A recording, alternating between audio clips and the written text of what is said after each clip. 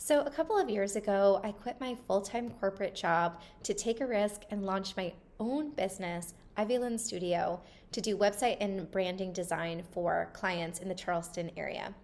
I had no idea what I was doing at the time. I just knew that I wanted more flexibility and freedom in my life away from a corporate schedule because I was a new mom to two little girls and I had this driving passion in my heart that I knew I was meant for entrepreneurship and to make a big impact on the world.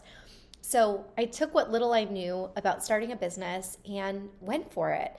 And in many ways, it was very successful. I had a wonderful first year. I booked out with clients and really enjoyed what I did. It grew faster than I had even imagined. But looking back after a few years into the business now, there are three things I would have done differently when starting a business after quitting my corporate job. I want to walk through those three things with you today so I could hopefully shed some insight for anybody who's thinking of doing the same. So the first thing I would do differently this time around is getting clear on three things: my who, my how, and my what.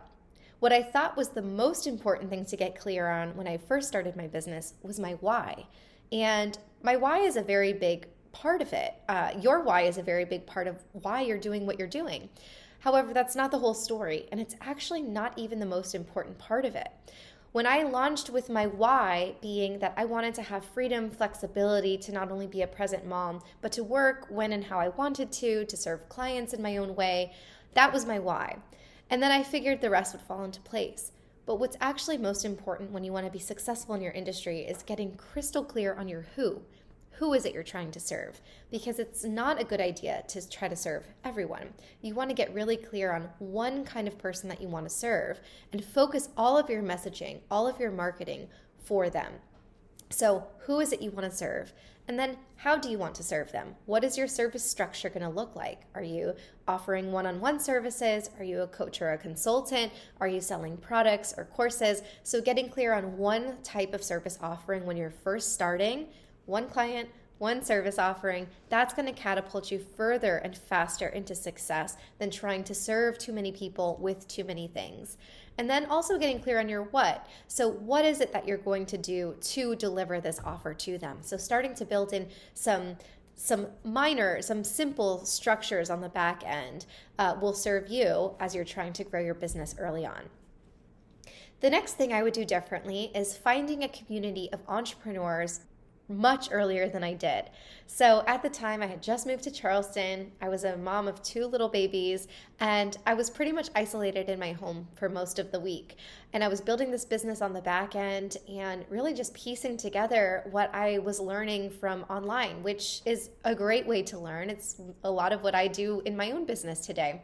But there's nothing like one-on-one or in-person context. So after a few months into my business, I started really diving deeper into my local entrepreneurial community.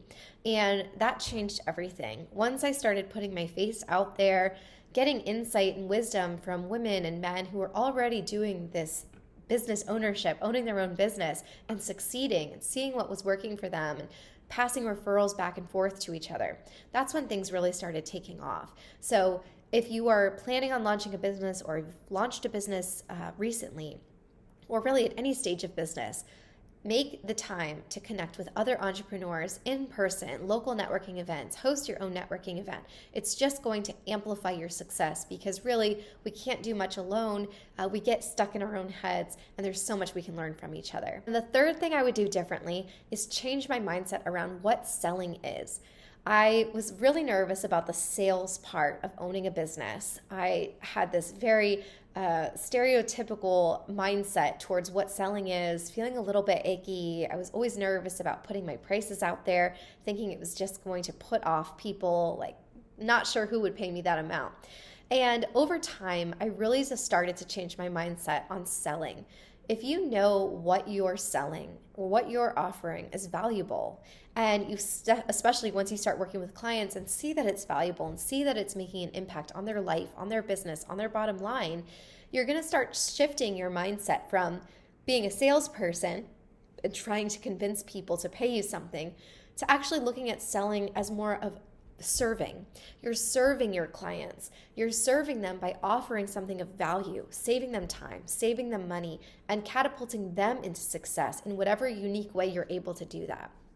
So once I shifted that and realized I'm helping people achieve their dreams through my skills, my services, not only did I start to have the confidence to raise my prices, I also shifted the way I approached many of my conversations. I realized that what I was doing was of true value, more so than what I was even charging them.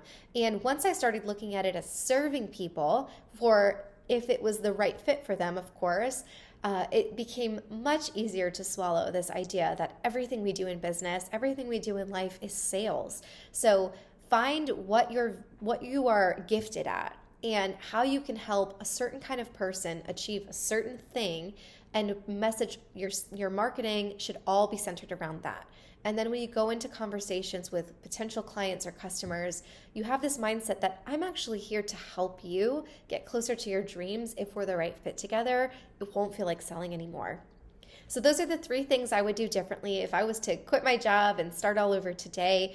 I look forward to hearing from you to see what else you would add to this list. I hope you found it helpful in some way, whatever stage of business or an aspiring business owner, if you're in that place as well.